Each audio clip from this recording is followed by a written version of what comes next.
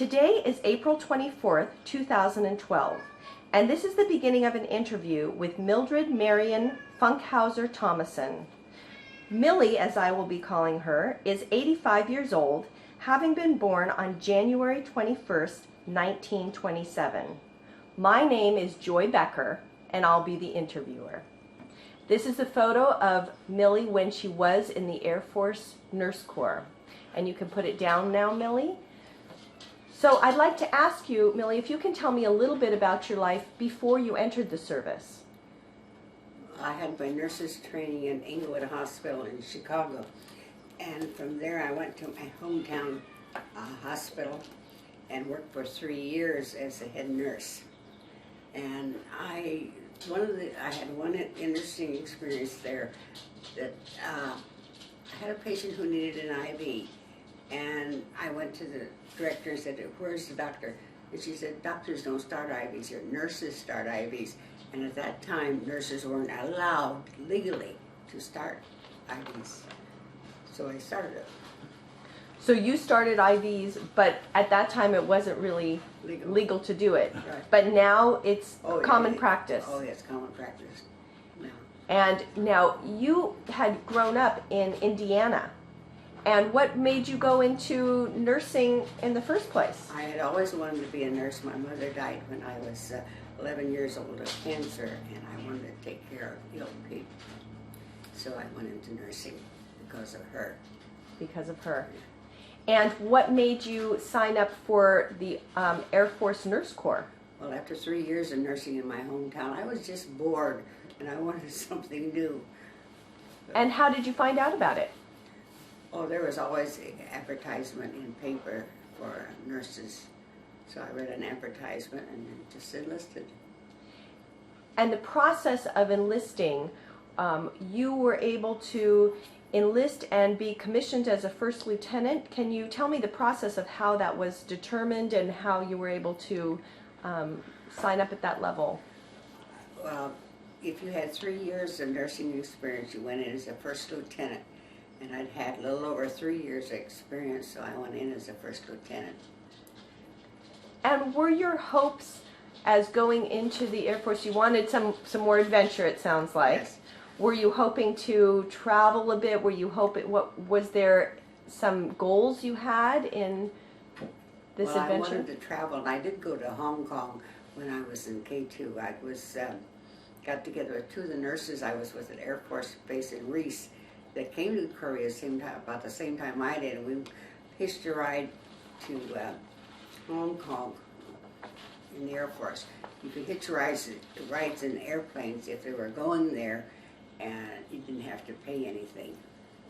And how did you like Hong Kong? Oh, it was terrific, terrific. Parts were just so modern, it was really nice, and other parts were really, really dungy looking. We met 3 Air Force fellows there too, and they took us to this dive, and it was a dive. And we walked up these real rickety stairs, and all these bearded men, big swords on their hips, and we didn't order anything. We turned around and left. Sounds like a wise idea. Yeah. Now you were single at the time that you did this, Yes. and were you meeting a lot of officers? Was it benefit to be a single woman in the Air Force Nurse Corps? Did you meet eligible men in the... Oh, I met lots of them. Lots of them. Any Parties stories? Any stories there? Well, let's see. Not really the fellows themselves, but we partied a lot at the K2, and we were at up at the Fighting 69th Squad quadrant, and we had a party, and everybody had a little to drink, and the next day I got a picture sent to me. It was my shoes under Colonel Papadopoulos' bed. Whoa! Well, nothing happened, it was just there. You sure you remember it all? Yeah. Under the Fighting 69th, and so who took the picture? This was a setup, it sounds like. I don't know. One of the other guys took it. I didn't take it. And let's go back. You talked about that you were at the Reese Air Force Base. Yes. And that's where your training took place? You mean my Air Force training? Yes? No, I didn't have any training. There was a 3-month period when I enlisted that nurses didn't get basic training. And my chief nurse at the hospital was supposed to train me, and she didn't. And I would walk across the street to get away from saluting anybody because I didn't know how to salute. And did you ever get put to the test when you did have to? And Yeah, I got put to the test a couple of times, but it was a quick salute. No, so did you get in trouble for not knowing how to do certain things? No, not really. Not really? So when you were at Reese, what did you do then? I was in charge of the officers and dependents ward, And what does that mean? What did that include? taking care of civilian personnel and officers who were ill. So, And any interesting stories of what happened while you were there? well, we had a new commanding officer came in. He decided all doctors should go through OB. That's delivery. We had 2 obstetricians on the base, but they decided all doctors should do it. And at the same time, the chief nurse said, well, if they're going to do it, then the nurses should do it. Well, she put me on the OB ward. And who did I draw as a doctor? An orthopedic surgeon. Both of us hadn't had delivery for at least 4 or 5 years. We didn't know what we were doing. We had a girl in labor and we sat there and watched. And finally this little tiny baby comes out. I rush her down to the nursery where the corpsman was taking care of it and called the pediatrician.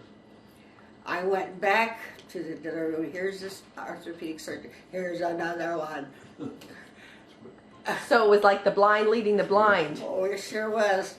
And did you end up liking the OB ward? After that, I did, and then when I came home, I went into obstetrics, and I was in it since 1954. So it really made an impression on you. Yes.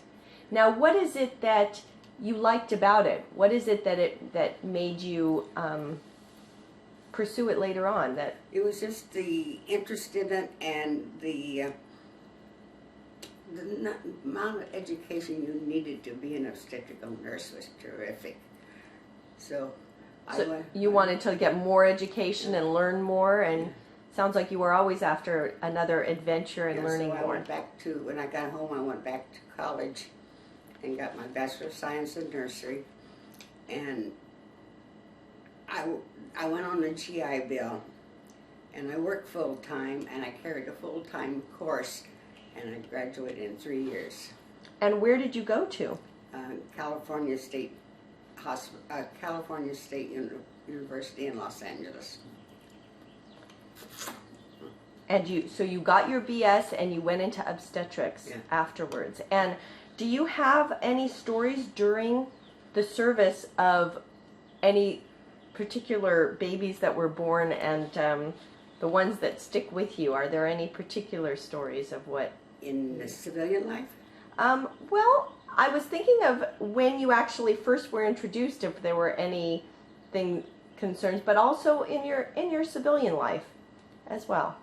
Well, after I started my civilian work, I was back in labor and delivery one night, and the floor nurse came out and said, there's this woman out here in that ward who was in for an operation for removal of a tumor, was having awful pains. They went and came and went, came and went. So I went out and I examined her. She was pregnant. The doctor who was going to do the operation next day didn't know she was pregnant. So I delivered twins, each weighing 2 pounds and something. Those were the tumors. Yeah. Wow. Wow, you hear people who don't realize they're pregnant until they have the child, but it's kind of hard to believe when you actually think about it. And then the doctor thinking it's a tumor. Yeah. Very interesting. Well, they didn't have ultrasound in those days. So right. it was just a hand exam. Yeah. Now, from the Reese Air Force Base, where did you end up being sent?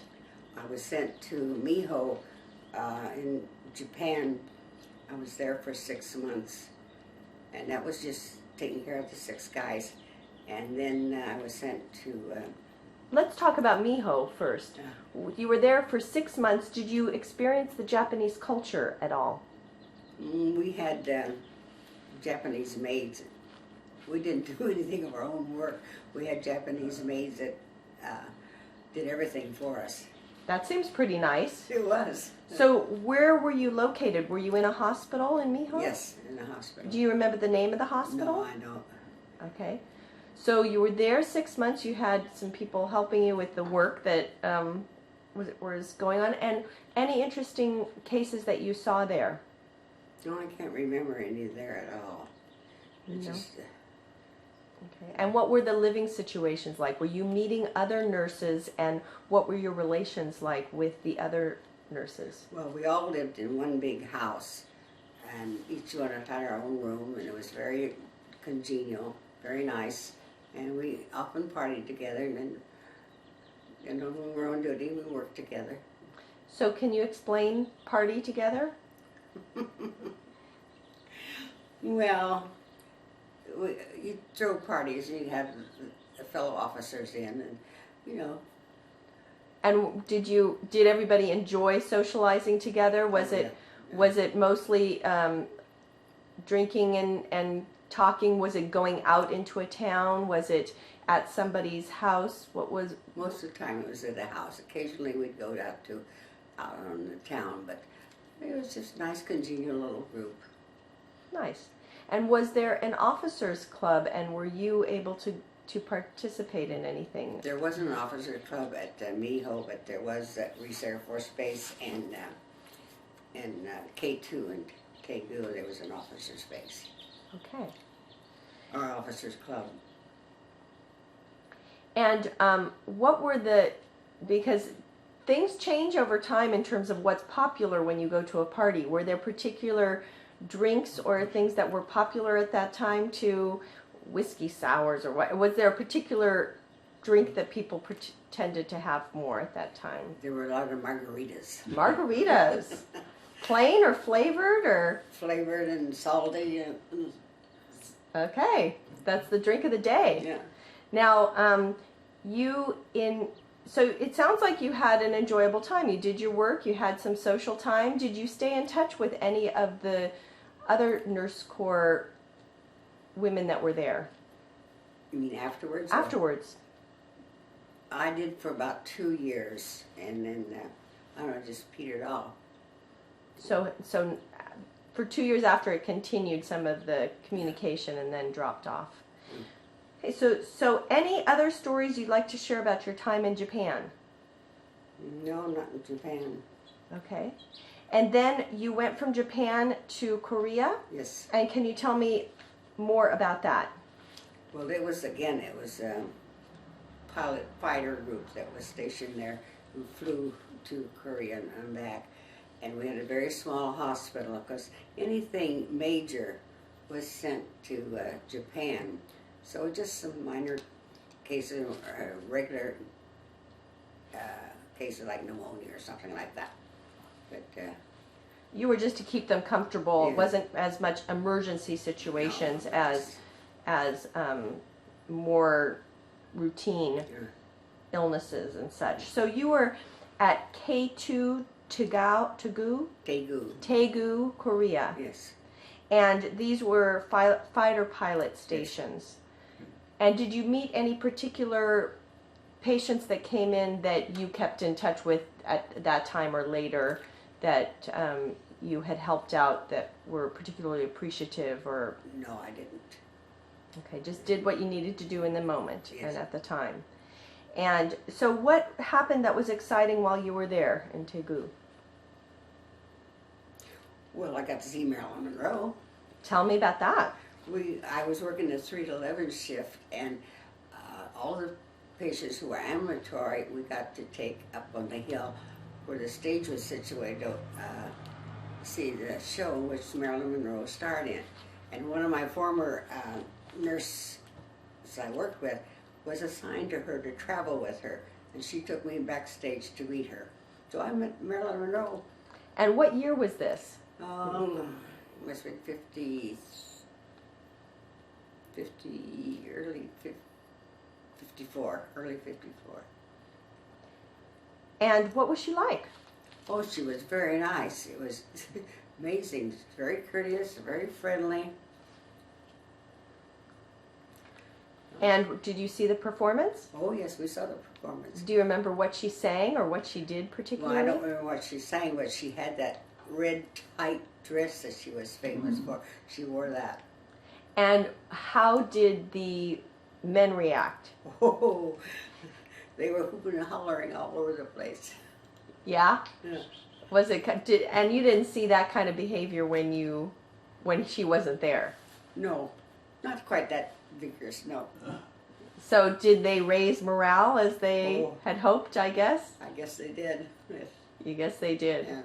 So she seemed very pleasant, very positive, and she really gave it all Yes. that Yes. she came to do there. And this friend of hers, this friend of yours that was her sidekick or helper, did she tell you any more about her experiences being one-on-one with her? No, we only had about 10 minutes with her, and we just talked. Nice. That's a special memory. Yes. And any other memories that happened in Korea that you want to let me know about that were just at the forefront of your mind? Well, I had a very interesting experience and kind of shocking too. I got sent a picture that was taken the night before at the party at the Fighting 69. My shoes ended up under Colonel Papadopoulos' bed. Wasn't there. Some guy was trying to play a trick on me, but there they were. And so did you get in trouble for that? No. Kip was in the unit. And this was a kind of a setup. Yes. And nothing else happened after that, after they found them there and just showed you the picture? And Well, a lot of guys kept teasing me about it, but that was all. Yeah, gave you a little reputation. And any other particular memories of that time period? Well, our chief nurse came on duty drunk one night on 3 to 11 shift, and she got dishonorary discharge, and I had to go and take over her position.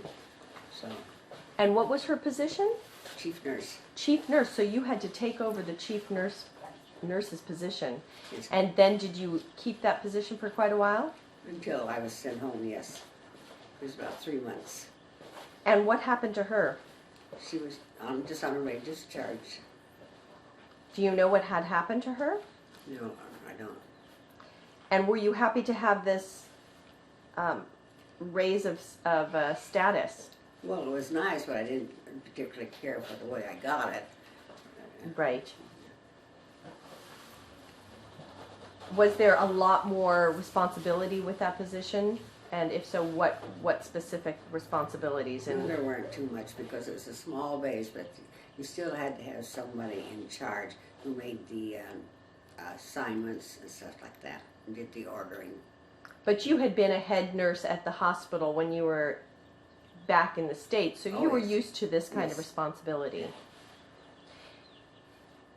Now, were you kept informed about what was happening during the Korean War? While you were, it sounds like you were pretty well isolated and you just dealt with the people that came in and were able to concentrate on that, but were you kept abreast of what was happening during the war? Oh yes, at our meetings we were always told what was going on, what was happening. Yes. And how did that affect the morale, the people who you were helping get better? Did you see ebb and flows when things were going better or worse? Yes, very definitely. But there was more ups than there were downs at that time. Mm-hmm. This was getting close to the end of the war. Okay. Now you talked about that you had decided you wanted an adventure and you wanted to go into the Air Force Nurse Corps. Were you influenced during World War II in observing the women who were in the service as nurses? Did that inspire you in any way? Were you aware of?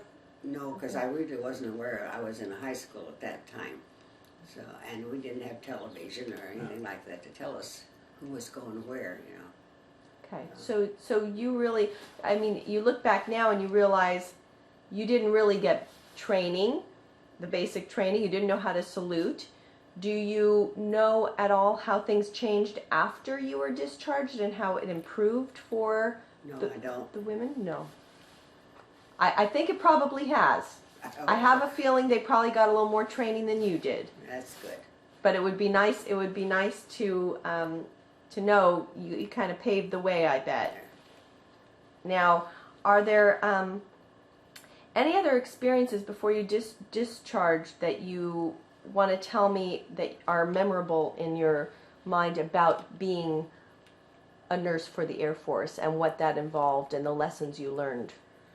Well, mostly it was discipline that we learned very differently, and being more precise in what you did, what you said.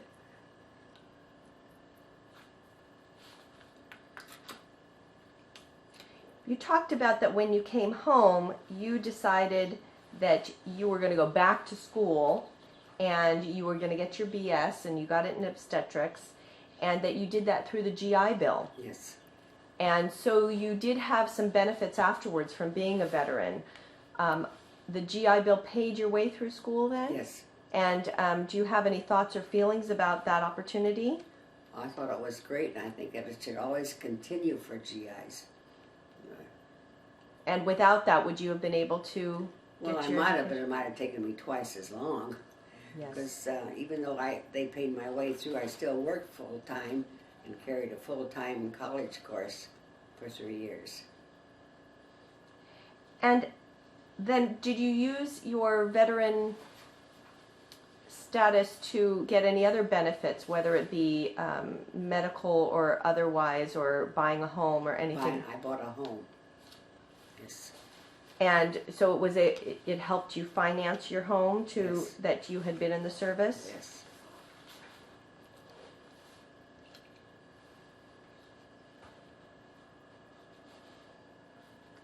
And tell me what happened after your discharge, after you had gone back and gotten your schooling. Tell me about what happened in your life from then until now. What you pursued, other than the obstetrics. Tell me a little bit more. Well, I took up skiing. Wow. One of the nurses at the hospital had already been skiing, and we went up to Big Bear and several other places, and like Mammoth to ski. When I went up to Mammoth, we were on the ice, on the snow about half an hour, and it was real icy. We went out too soon, and I tripped and fell, and the snow patrol had to come up and bring me down, and I was on the crutches for 3 days in the ski area. And then when you got better, did you go back to skiing again? Oh yeah. So you liked the skiing. Oh, it was fun. And what area would you normally go to ski at? What's Mammoth. In Mammoth. Yeah. That's where you would usually go. Yeah. So you liked those adventures. Yeah. Did you ever go on to have a family, to get married and have a family? I didn't get married until 62. I was 35 when I got married. I had my son when I was 37. Wow. And being in obstetrics, you probably kept very close awareness of yourself and your pregnancy. I ended up with a cesarean section because the baby was breech. And I told the doctor when I went in, I have a breech. No, you don't, Melly. No, you don't. Well, I labored and labored and labored and got nowhere. So then they did an x-ray, and sure enough, I had a complete breech. So they did a cesarean section. You would think he might know, you might know something about it, having Yeah. been in obstetrics for as long as you had. And so you had one child, Mhm. and was this a boy or a girl? Boy. A boy. And so what was parenting like for you? Were you working while you were a parent? Yes, I worked full-time, night shift, 11 at night till 7 in the morning. And my husband was working the day shift. And I got the most marvelous woman to babysit during the daytime with my son. It must have been very hard to stay awake during the days when you'd been working all night. Yes, it was. There was one time when it was on a Saturday, and I'd worked 16 hours straight, and I was so sleepy when I got home. I thought, I'm going to lay down on my bed just for a few minutes. So I did. First thing you know, I hear crash. My son had got it into the refrigerator and broken a dozen eggs on the floor. That should be the worst that happens when you sleep Yeah. through. Yeah. That's a wake-up call for you. So I never did that again. And what kind of work did your husband do? You said he had the day shift. We had an employment agency. And what area did you live in? Where were you living and growing Around the LA area. in LA area? And what brought you to, now you're in Los Osos, what brought you to this area? Well, we wanted to get out of LA because it's getting too big and too smoggy. So we went up to Sonora for 10 years. And then after 10 years up there, I decided, well, we got to get out of the cold snow. So we came down here. We've been here since the late 70s. And how have you seen things change in Los Osos since you've been here in the 70s? Traffic, oh, the traffic is terrible. I used to go to work on the night shift and leave here about 10:30. Maybe I'd pass a car or two. And now it's dozens and dozens of cars, even at night. So, but in the morning, it was really, the traffic was just everywhere. Yeah, now it is. Yeah. So, but not compared to Los Angeles, Oh, no, I wouldn't not say. the Los Angeles. So, when you look back on your life, would you recommend to young women that you would talk to whether or not they should go into the service? Definitely. And what is it that you would recommend about it? To get the experience of a variety of nursing and to travel and get that discipline which is so necessary in nursing.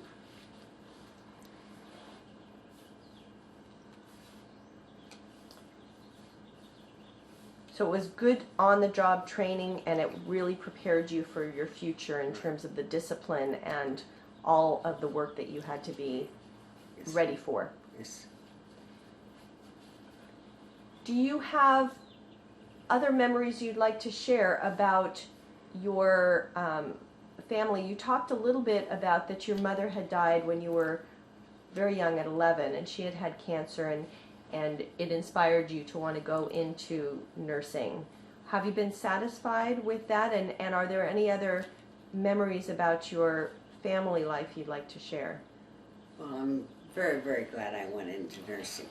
And it just was so helpful to think of my mother too. So I really enjoy nursing, although I'm retired now. After 50 years in nursing, I'm retired. 50 years is a good long career. It sounds like it was a positive choice for you. Yes, it was. And did you have any other family members that went into the service, or did your son or your husband, had they ever been in the service? My husband was in World War II, and I had a sister who joined the Air Force, and I had a brother who was in the Marines in World War II. Did you ever share stories? Not really. My brother never talked about World War II. He got 2 Purple Hearts, and he would never talk about his experience, even to his family. But finally, about 4 years ago, he died 2 years ago, his wife found out he had won the 2 Purple Hearts but never got them. So at age 82, they had a ceremony for him, and he received the 2 Purple Hearts. Were you at that ceremony? No, it was back in Indiana. Did you hear, were there emotions that he went through in receiving them? Did he say anything at the time that he hadn't? You know, they asked him why didn't he receive his Purple Hearts before, and he said, well, if I had done that, you people would never have had this experience with me. So he appreciated having that later in life. And your husband, did he talk about his World War II experiences at all? Never. Never? No. Did he talk about your service? Did he find that particularly attractive about you, that you had been in the service? Not really. Not really. Didn't really discuss it too much. Just an experience, and you met after the experiences for both of you? Yes. Okay. Are there any other items that you would like to share or advice you'd like to give to others who are coming forward and considering service for themselves? No, not really. Not really. Okay. So you're here in Los Osos, and you've been here since the 70s, and you are sharing with us today your wisdom. Are there other people that you take the time to share some of your thoughts with on a regular basis? Just Susan. So you have a good neighbor, Yes. and Susan, who's here, who's present, who you share some of these memories with and some of these thoughts with. It's important to have those people to share those things with. Now, you've been to the museum where we work out of. Did any memories come back looking through the nursing uniforms or anything that was... Oh, yes. Can you tell me a little bit about what your uniform was like, or what memories came forward for you being at the museum? My uniform was dress blue and jackets and skirts, although we had pants that we could also wear. But Hazel McNutt, one of the girls at the hospital, at General Hospital where I worked, her uniform was there, and she was in World War II. So, big difference in uniforms from that time on. What were the main differences in the uniforms? More clear-cut uniforms in what I had on. They were straight line, very simple uniforms. Was it comfortable to wear when you needed to wear your uniforms? Oh yes, very comfortable. And so it changed. When would you wear the pants? Usually off duty.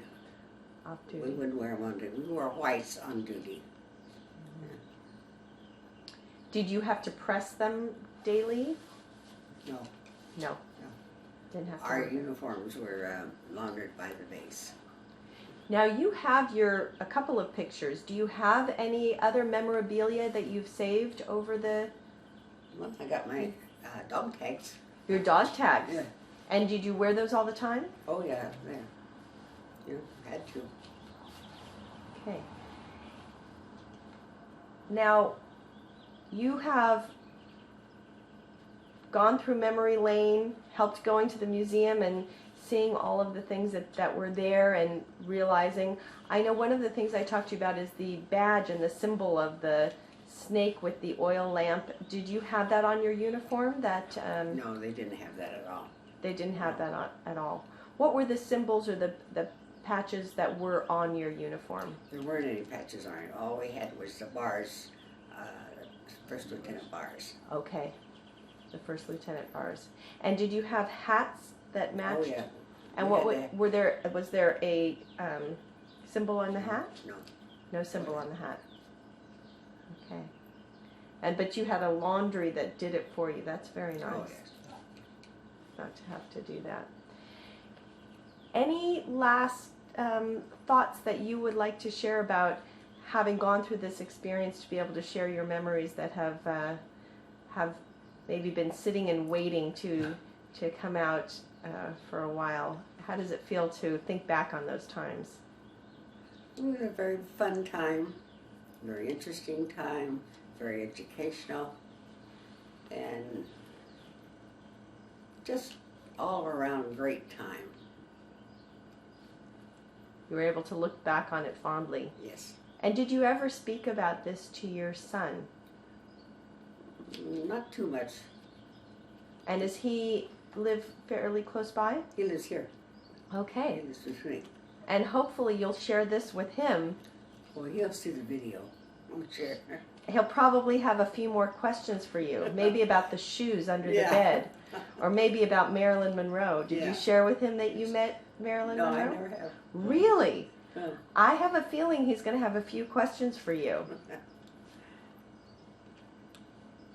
Well, I want to thank you very much for your time today and sharing your story with us, Millie. And want to thank you for your service to our country, for being there for the servicemen to be able to help them through when they had pneumonia and other problems, and that you would be there for them. So I think I am glad that you were able to be helped through the GI Bill to get your education, to get your home, to have some support for all the service that you gave. And I thank you for your time today. Well, thank you very much. You're welcome.